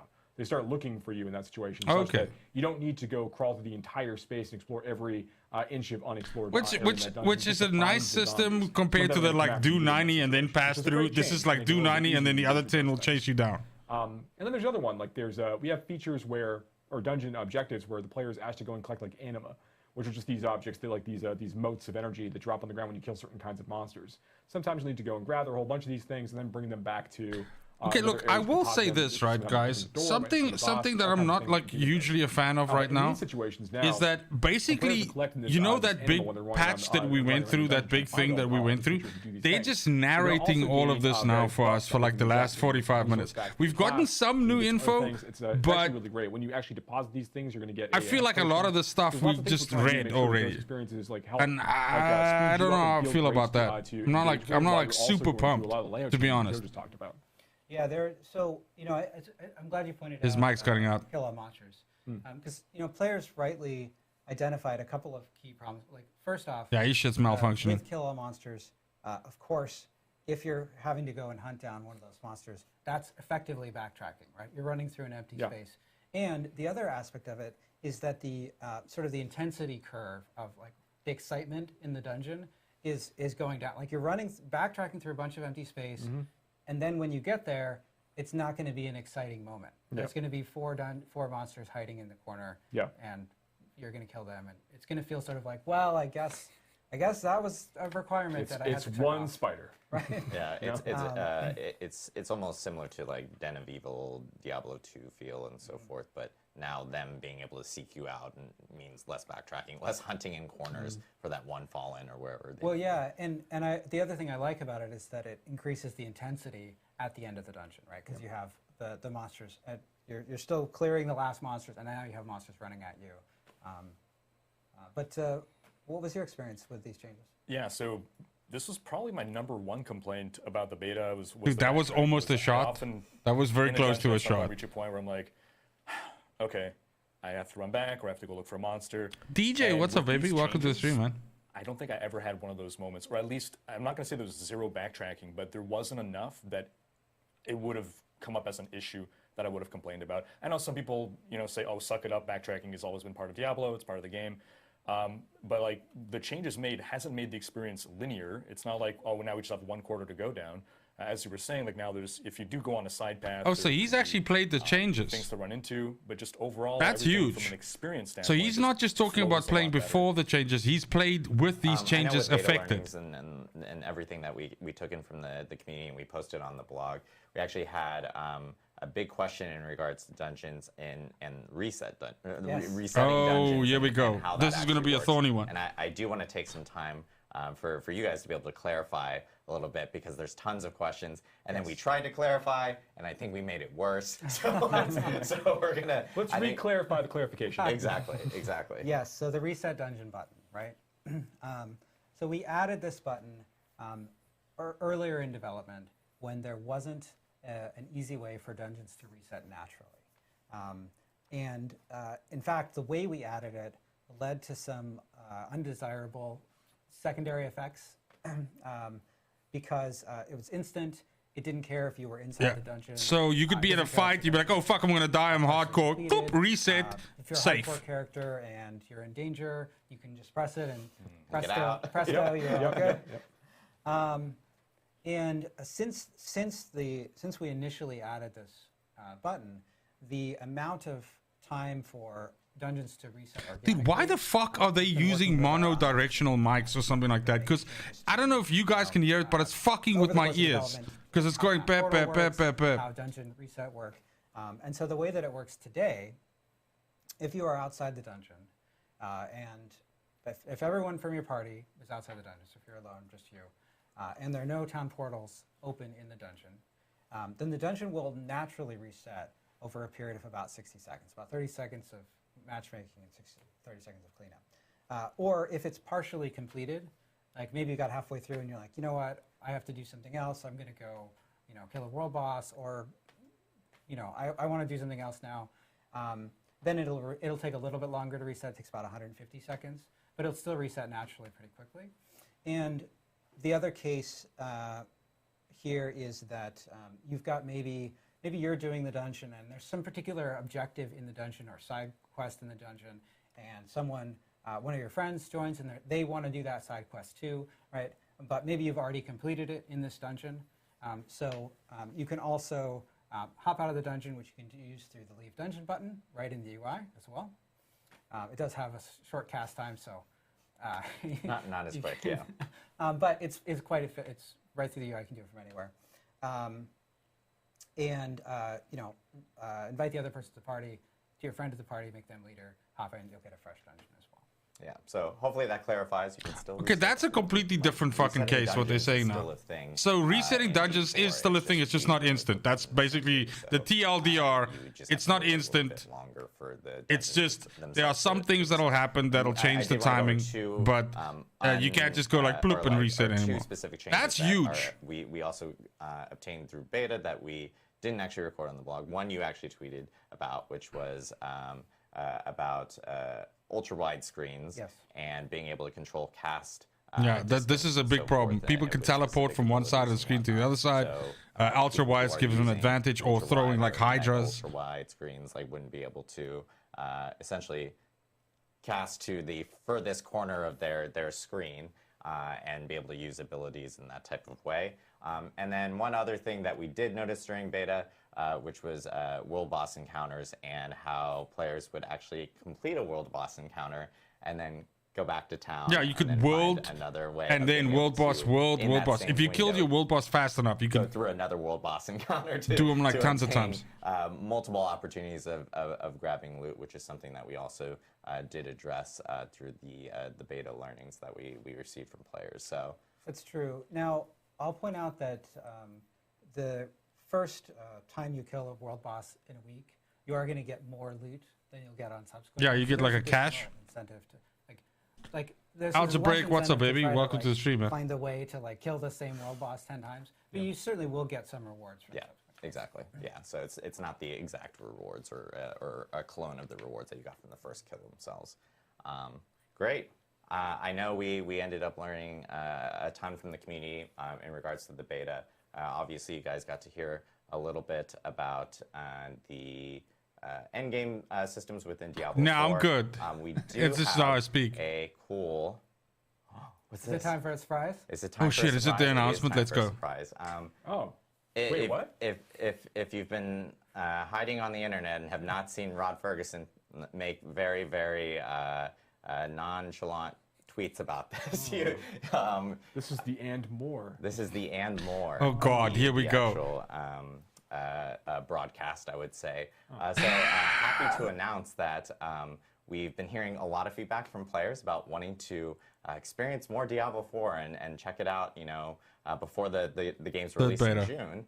And so on May 12th through May 14th, we are going to be hosting a Server Slam event where all players within Diablo 4 or who want to play Diablo 4 can jump in and actually check out the game again.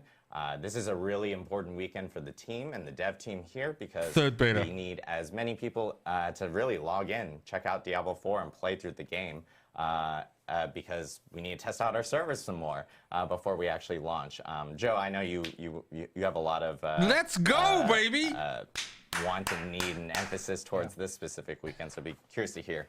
Yeah. So first off, Please tell me they lift the level cap. all of the changes that we just talked about in this live stream will be in place on the Server Slam. Yeah, so huge. So that's news right huge. There, where if you want to check out any of the changes that we made from beta, you will be able to actually check them out that weekend on May 12th or May 14th. That's right. And the other thing I want to point out is that we recently announced that we've gone gold. That Diablo 4 has gone gold, and that means that we got all of those changes from the betas in.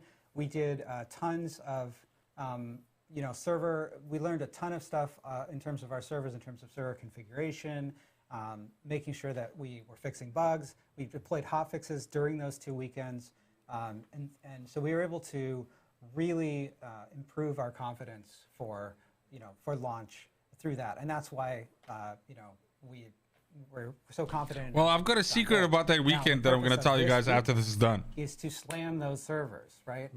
Really make sure that. Are they going to everything is lift the level exactly cap perfect or for what? launch, Is it just because to 25 that's really again? What's important to us, right? We want players to have a good experience on day one when the game launches, and I guess it's just to come 25 slam again. our servers. Now, of course, this is very helpful for us because, and it's helpful if you want to play on day one. It's helpful for the to Diablo everyone, 4 community but- to come help us slam our servers, but That's not all your. That's not. Oh, the only here we reason to go. do it. When you participate in the Diablo 4 Server Slam, you're going to have another chance to earn the rewards from Oh, the wow. first 2 beta weekends. So if you didn't get a chance to play because maybe you were traveling or for any other reason, you have another chance to get your Beta Wolf Pack cosmetic. Jesus, a and Shava to every 3 titles. hours? And So in look how addition to that, accelerated the Ashaba schedule is.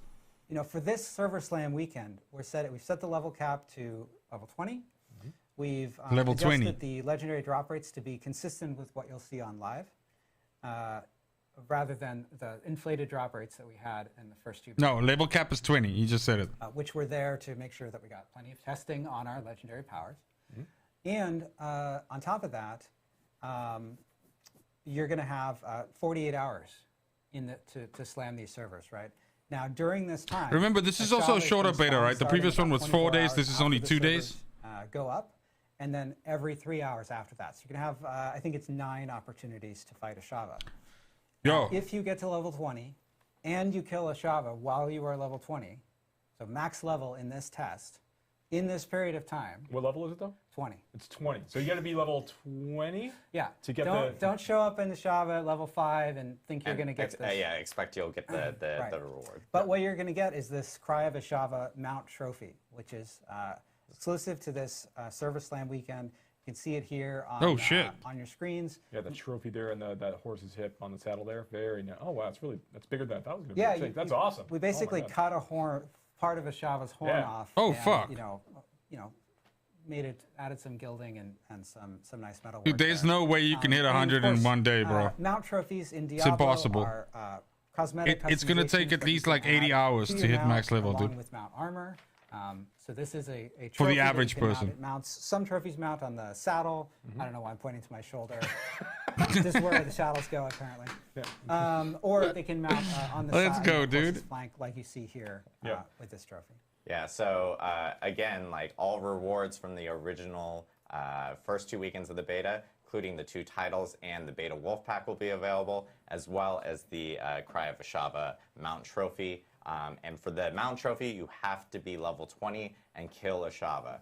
All classes will be available, and you'll be able to explore Fractured Peaks again from the 2 beta weekends that we had beforehand. And of course, Ashava will be spawning much more often in this server Dude, slam 9 weekend attempts versus for players to actually jump in and obtain I think the we got rewards 8 and really help if us you out, played both help out betas. the team, and make sure that we have a smooth launch for Diablo 4 come June. So huge news for all of this, and we will have a blog that will be going either live right now or live immediately after the broadcast for players to actually read about all this information, and that will be available on Diablo4.com. So make sure to check out the blog, get all your information there, and Does it seem like they're jump in wrapping up? on our Server Slam weekend, March 12th through March 14th. It's another opportunity to play Diablo 4 before the launch, which is really great.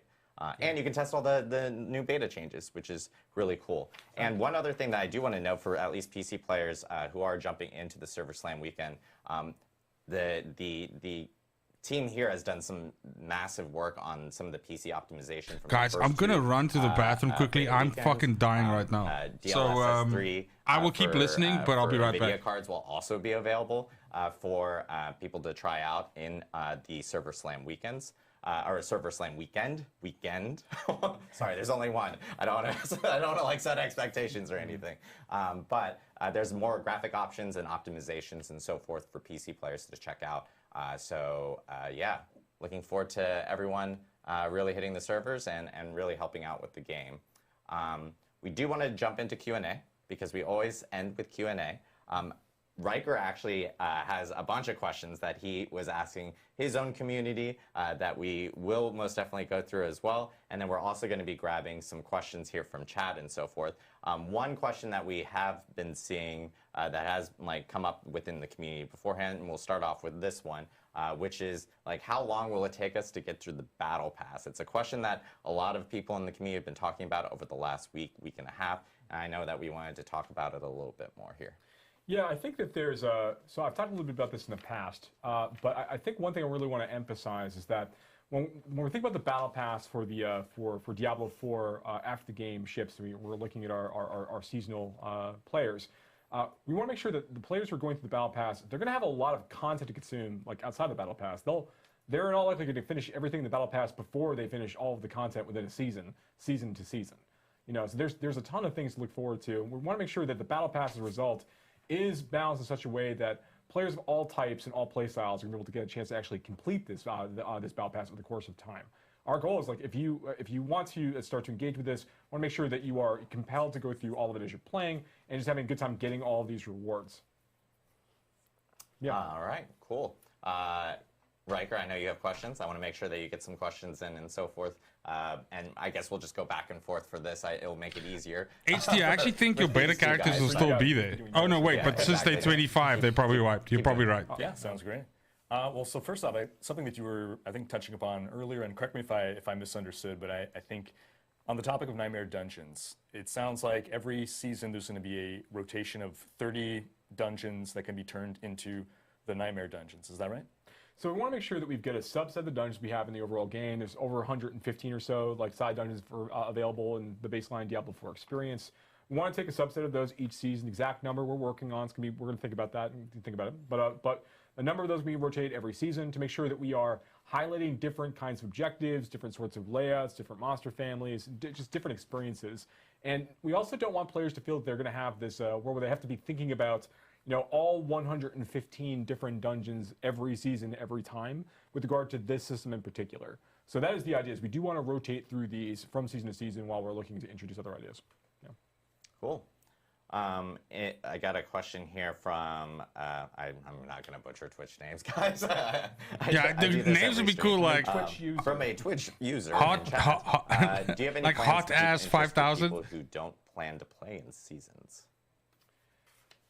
So we are going to be making on a regular basis part of our live updates. We're not quite ready to talk about like all of our seasonal plans and all of our post-launch plans yet, but I will say this, that we're going to be having a lot of like really rich and interesting content updates for our seasonal players, but we're still be making balance changes and adding new legendary items and like unique items and things of that nature for players who are playing in the Eternal Realm, the place where you will be able to never have to worry about like a character reset or do any of those things. There will always be new infusions of some game content at that level. Okay, that's really good to know. But for the richest experience in the post-launch environment, I highly recommend checking out Seasons because we're doing some really, really cool stuff. All right. So one thing that I noticed in the December press beta to the public beta was that a shot? Was that was close to a shot. Skill tree. There were like new passive skills. There were new paths made amongst the passive nodes. So I'm wondering, was the skill tree designed in such a way that you can, over the course of seasons or expansions, add new passive or active skills? Yes. So the skill tree really that we have for Diablo 4 at launch really is just the beginning for these classes. We are going to be looking for new opportunities to create more playstyles within each of the classes. We'll be adding new passives, potentially new but of skills course, in if the they bring future. out a fucking These are things expansion, we'd like to then do. they'll add It a is fucking likely that character, these and then kinds they'll of add updates, like a particularly level of, like, tier. new passives, like Yeah. new nodes, new things in the skill tree, are more likely to happen as part of our our future larger like expansion size updates rather than things might be happening as part of seasons. We have lots of interesting customization options we're going to be adding as part of seasons, but they might not touch the skill tree specifically. Okay. We've been seeing this question a lot. I've been seeing it in chat as well, and there's, I think, some confusion in regards to Altars of Lilith, how those will work in between seasons, or will those reset? Like, how does that specifically work? Sure. So Altars of Lilith are one of the features that players can go and collect basically in the overworld that we're going to contribute to their renown total within each of the zones. Well, and give permanent character power as well. Well, I'm going to get there. Okay. So there's two purposes really that here we the Altars of go. Lilith have. They have this larger collectible feature where you want to kind of go get all of them for the stat points that you just called out, and then they also provide the renown. So renown is reset on a seasonal basis. So when you start a new character, your renown score goes back down to 0. You'll have to go and finish side dungeons, go do side quests, go find Altars of Lilith, go do these things in order to kind of get that renown back up to unlock all of those benefits. Now, you don't need to go do all of that content in the zone to max out your renown bar. There's actually way more activities that grant renown than you actually need to complete in order to finish going through and filling up all of the renown and getting all 5 tiers of the rewards. When it comes to the stat gain, so basically, to your point that you were just speaking about, Altars of Lilith also have another purpose, in that when you find one, they give you a stat boost that's supposed to apply to your character and all characters in that realm. The way that's going to work is that once you've collected that stat boost from a specific Altar of Lilith, that stat effect is going to propagate out to other characters of that game type. So basically, Hardcore is going to have its own progression for this, where it's like if you were playing a Hardcore character at launch and you go and you do all these things, those stat boosts you collect will propagate to your Hardcore characters you would make in the season. Indefinitely? And the same is true for players who are playing in the normal realm and playing the normal game mode. The stat boosts they're unlocking via the Altars of Lilith will also unlock for their seasonal characters in the future, such that players don't need to go and collect every Altar of Lilith with every new season, but you do want to get some of them. They do still grant experience, and they do give you some bonus towards your boost towards your renown. But there's not the sense that you need to go and like. Okay, so is he saying like once you've collected them all, once you get the stat boost? To engage with it, particularly while they're exploring Sanctuary for their first couple times at most, and have that bit of fun. Otherwise, players can choose to engage with them or ignore them as they go into their seasonal playthroughs in the future. Right. So characters, if you unlock a permanent stat boost in Season 1, that will persist into season. Okay, so it's indefinite then. Cool, thanks. Jesus, that's a With regards really to long item way of farming, answering that especially on question. how Helltide, you can target farm specific slots. Is there any other kind of item types where either you can only get this item in this zone, this location, or is there some greater propensity for some items to drop off certain monsters, anything like that? So we have a number of different creatures in the game that have a chance to drop particular things. World bosses, for example, have a really, really good chance to drop Scattered Prism, which is the crafting material you need in order to add sockets Chance items to in the drop game. Scattered Prism. Not And then guaranteed. there are certain content types that have the chance to grant certain materials, like Fiend Rose, for example, really only shows up in Helltide areas. And the only way to raise the level of your glyph is by going through and doing Nightmare dungeons. When it comes to item farming, we also, and I've talked a little bit about this in the past, but I think it's good to remind people and also just to continue talking about it, right? Because it's a new mechanic. And that is that when you're fighting creatures of a certain monster family, like zombies or skeletons for their respective families, those monsters have a higher chance to drop certain kinds of items. Oh, It's really? actually a bonus chance to drop certain item types kind of happening in the background. So it's not like if an item, like for example. Okay, so like skeletons and zombies are have a like more chance to drop- daggers not and have a fucking chance, they have boots? a chance to drop crossbows, irrespective of your class. So you play a barbarian, which can't use crossbows as one of its weapon types, and you could be killing all these skeletons, and you might just get a crossbow drop as a result of that. That's tradable with rogues. You know, there's other things you can do with that. But that's not taking a roll from the skeleton. It could drop everything else in addition to that crossbow. It's like an extra bonus thing that that skeletons can drop. Every monster family has a few different things they drop this way. So as players are going through the experience, and particularly while they're leveling up in the campaign, they'll occasionally start saying like, "Oh, I'm getting like a lot of like rings from this, or I'm getting a lot of boots from this, or I'm getting a lot," and they'll realize that over time, they'll realize over the course of time, that Or these because I'll are make a being video dropped based about on it. the monster families they're engaging with. So as players discover more of this, they continue to fight more monsters and start mapping some of these things out, they will uncover the right areas or the best areas potentially to farm for certain kinds of things. And that includes like unique items as well. So if you're looking for a unique crossbow, maybe it behooves you to try to fight a lot of skeletons because you know they have a chance to drop crossbows in addition to other things.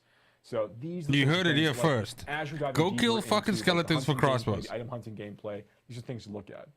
That's not the end. There's a lot more we're going to be doing as the game continues to mature and as we're going into like our post-launch period. But you know, we'll talk about that when the time's right.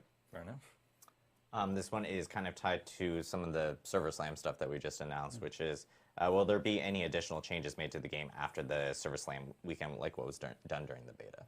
No, I mean, we announced that the game has got Yeah, it's gold, so it's locked in Server now. Slam is you're testing a version of the game that is very close Launch. to the launch version of the game. yeah.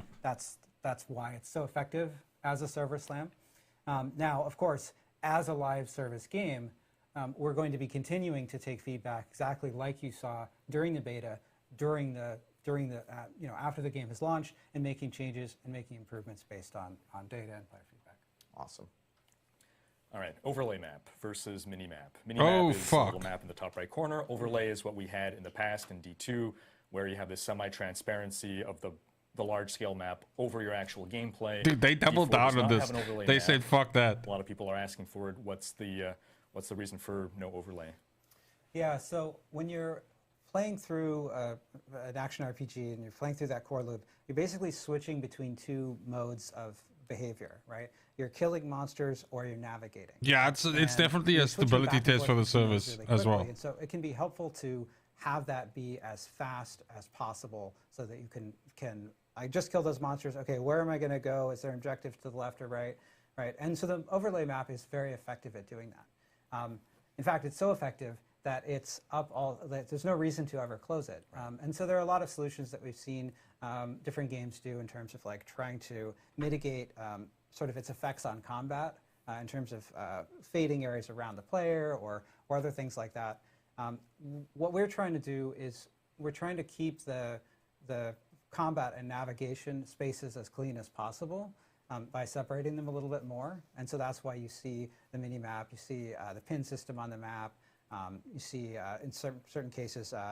Okay, so in other words, no, we designed this because we want you to use our snazzy map, so fuck off. But ultimately, you know, our goal is to make sure that players, when they're going back and forth between combat mode and navigation mode, that they have the tools that they need to do it efficiently, and they don't feel like it's a huge hassle. So we're going to be continuing to look at this feedback. For launch, you know, you won't have an overlay map. We're trying to make that experience as smooth as possible. But we're going to continue to listen to player feedback on this point. All right. We have a question saying, are all dungeons going to be single floor iterations with halls like traversing, or are we going to get like maybe multi-level dungeons or anything that brings like elevation or depth and so forth into those?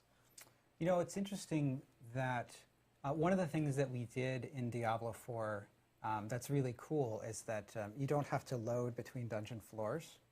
An interesting effect of that is that People don't think they're on different you might floors. not always notice when you're Yeah, going down that's the a thing floor though, right? into a lower floor. So There is you'll be going there down are a ramp. staircases You are and actually on a sort lower of level. You just where- don't know where because that there's no shows up in the transition. UI, that appears, that shows up. But in many cases, our dungeons do have multiple floors, and because it's so seamless, you don't always notice. Now, in terms of, you know, when you think back to Diablo 1 and adventuring down through the cathedral, and it's this very deep dungeon, our dungeon tech can certainly do that too, and that's certainly something that could be a cool option for the future. Okay, so no, not yet. With regards to PvP, is there any kind of instancing to separate out solo players versus groups, or are we going to see like 4-man squads ganking lonely players? Yeah, you will see 4-man squads ganking lonely players. I want to make sure I'm really clear about this. Yes, exactly. The fields of hatred that we have in Diablo 4 are not a place for honor. They're a place for slaughter. So if you go into those Yo, spaces, be dude, he's mindful going in that hard on you this are shit. entering a chaotic realm of danger and threat. That's the fantasy. That's what we're trying to do. Now, players who go into these Dude, spaces I respect might also, be fortunate and find that there's a number of other players that are trying to peacefully farm up, you know, in various resources while they're fighting there, and not actually be interested in engaging in PvP immediately. You know, that also is a situation you might occasionally find yourself in. Maybe you decide that you want to take advantage of them, and you show up and decide that you want to go and gank those players and take their things. You know, greed gets the best of us all at some point in time. But I want to make it really clear that there are things in place in terms of how we bucket players. Dude, by people level, are gonna be things like that. fucking Make sure that you're moaning not always about going getting against, like, really steamrolled by players teams that of are 4, really bro. good. No, but in terms of like, I'm walking in this space, is there any guarantee that there aren't 3 people? No, there is none. This area looking to gank lonely people like me. The answer is there is no mechanic in place to prevent that from occurring. So you need to be mindful of that. when you're I love walking it. Here. Go in there with friends, or walk in and be prepared to occasionally die. You know, especially when you immediately walk into a field of hatred. If you were to immediately get killed by other players, there's actually no real penalty for you in that case. That you haven't started to acquire any of the PvP resources in that zone yet anyway. So they have nothing to gain from killing you. Well, You have I nothing to mean, lose from Davo, they something would like have that. anti-cheat for that, dude. Yeah, things to experiment with, but you know, going with the right set of expectations. But there is some pseudo matchmaking to stop like level 100 players ganking level 25 I think players. people are gonna get That's just correct. like There is some outplayed bucket by in place for more sure. people in a team, add to way that more than there's gonna be cheaters. Like if the you go fields up of against hatred 4 are guys, you're fairly gonna get large fucking areas. killed. It is what it is. So you're not. There are some tools to avoid, the same group of players repeatedly killing you. There are also two fields of hatred, so you can move between fields of hatred, and there are things like elixirs that can allow you to be more evasive or GCs. get away from situations where. So you like feel like you're elixir invisibility and get the fuck out. Or there are also, when you think about the fields of hatred mechanic, you're collecting these shards of hatred, and you're refining them so that you can turn them in for rewards. The locations that you can do that, there are several locations, typically active at a time. Dude, this You is can sort of- like you this can is like strategize fucking about Diablo where 4 there DMZ, might be bro. enemy players and where it might be safe. That's right. I've been playing this shit for fucking months now. I'm used to it. Purify those shards of hatred into red dust. You'll actually see a notification on your map letting you know where that's actually occurring. So if you see that there's a lot of activity in the northwestern part of the zone, maybe that's a great time to sneak over to the southeastern side and try to Yeah, or quietly, go over quickly there and fuck cleanse 'em and some take their red shit. dust of your own. Because once it's cleansed, you can't lose it. You don't drop it. Right. Yeah. Awesome. We have a lot of questions related to like seasonal stuff and battle pass stuff. I just want to note that we actually are our next live stream, in May, in early Soon. May, soon TM will be. Yeah, it's literally called focusing a Fields of little bit on Hatred. our seasonal structure as well as battle pass. Okay, so we're getting one more of these before launch, and that's gonna be on seasonal shit. I keep looking down at the monitor, and the people in production behind me keep going, Adam, what's wrong with you? That's just me. In regards to other quick questions that we do have, I'm gonna just lightning off a few questions that have been coming up. These are kind of related, I would say, but well, one is co-op on PC. Have we looked at doing something like that? And then separately, mouse and keyboard on console. Is that something that we've also looked into? No couch co-op on PC, no mouse and keyboard on console. So that's There just you like, assassinated. Mainly because, as you guys know, PC, like the account structure on Battle.net and having 2 accounts at the same time on one PC is a little difficult. And then on console, right now it's just controller play. And as we get past launch and so forth, we'll look at more into feedback and everything from that end. I guess last question from me. With regards to the crafting system, can we expect that to be something that is built up to be more robust over time with regards to either seasons or, again, expansions? Oh, yes. Oh. So Diablo 4 is a game about killing monsters, collecting loot, screwing around with that loot to do fun things and make it get more performance out of it, modifying those things, looking for the right affix. Yeah, we're going to absolutely continue to be like just changing some of the crafting options. You tell him, modifying Nightbot. them, providing new options that don't exist right now, building upon things we already have in place. You can expect to see a lot of things. Like Diablo 4 is a live service because it's a rich bed of opportunities to continue to like refine, change, update, and modify the systems we have in place right now. So yeah, you'll definitely see more crafting features over the course of time. Awesome. Last few small questions. People have been asking about ray tracing because we mentioned the Who the NVIDIA fuck? DLSS 3 will be coming in. Who is asking about ray tracing, bro? It's something that we had talked about earlier. And let's see. Really? This is an interesting question. Really? If you're on your Ray mount, can you tracing? actually pick up crafting materials and stuff like that while you're on your mount in the overworld? There are a number of simple actions you can perform when you're on a mount. I believe right now you can pick up herbs when you're mounted.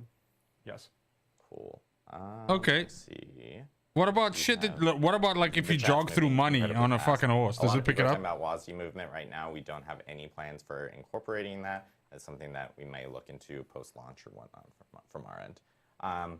Cool. I think we got a decent amount of questions in. Talked about this.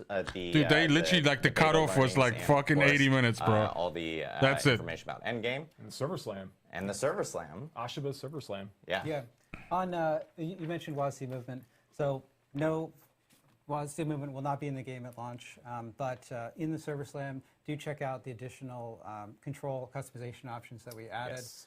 They are referenced on the blog, and we want to continue to add more ways to customize the control scheme in the way that you're thinking of. So something that we're thinking about for the future. Exactly.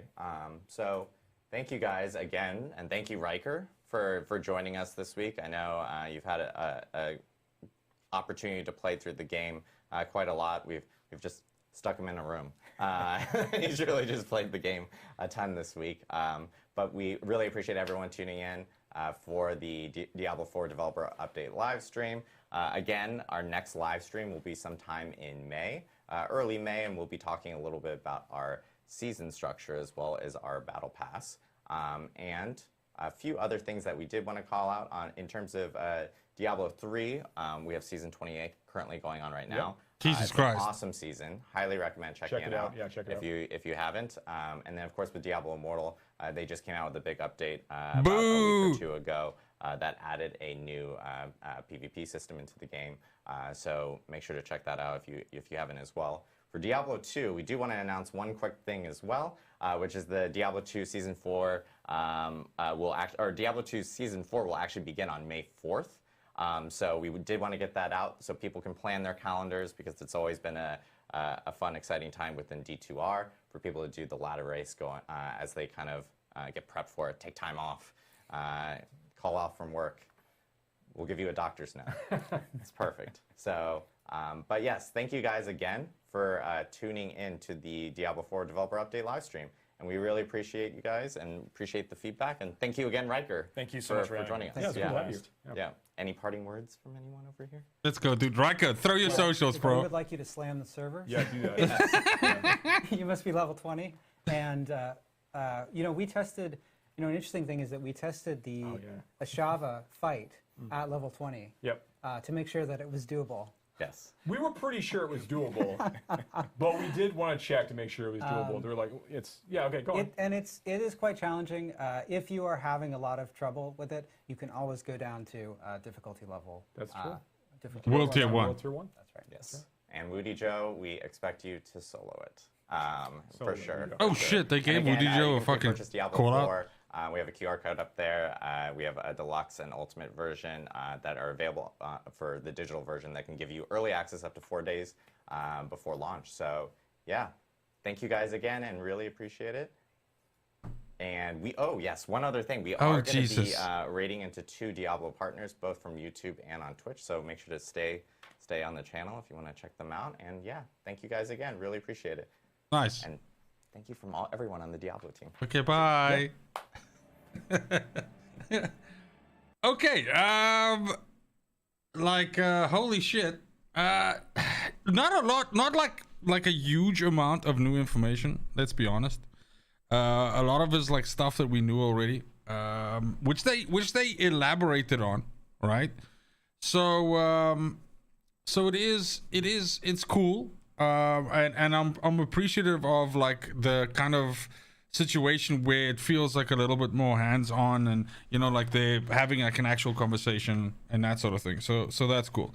But and I liked seeing some of the new footage that we had of the Paragon boards, the screenshots they had there, the unique items were cool, and all of that. But I think out of like the 80 minutes, did we get like 15 maybe minutes of new information, maybe something like that? I feel like this was just a way for them to basically also take what they put in that blog and put like a video behind it, and people that don't read the blog or people that freak the fuck out about the blog and went to Twitter and fucking declared a coup de grace or whatever on Blizzard to just kind of like deal with those situations. So yeah. Now I did before we take a small break here, right? Because in about 35 minutes, we are starting the DMZ session for Thursday. So I'm probably just going to go fucking have like 5 shots quickly and, I don't know, like eat a fucking sandwich. I did want to mention it's of course bittersweet for me that this is the weekend that they chose for the server gangbang, because I am traveling that week. So I will be out of country from the 12th of May until the 19th of May. So I will unfortunately miss the server gangbang, and it is what it is. I would have been super pissed if it was. Look, I'm not gonna lie, I'm super glad that it's not different new areas. I'm glad that the level cap's not higher and all of those things, because it makes you feel a little bit easier about missing out, so to speak. But I am thankful for the fact that this is gonna give I think possibly a lot of people who didn't get a lot of chance to play before to get like into it like a little bit more, you know what I mean? So and maybe people that are still like kind of like on the fence about whether they should be excited about the game and whether they should be pre-ordering it, whether they should be playing it at launch, to kind of like just give them that push off the fucking ledge there and get them into it. But yeah, as mentioned, that is gonna be me for at least the next 30 minutes. You guys are gonna see me soon. Tune back in half an hour if DMZ tickles your fanny, and if not, then I will.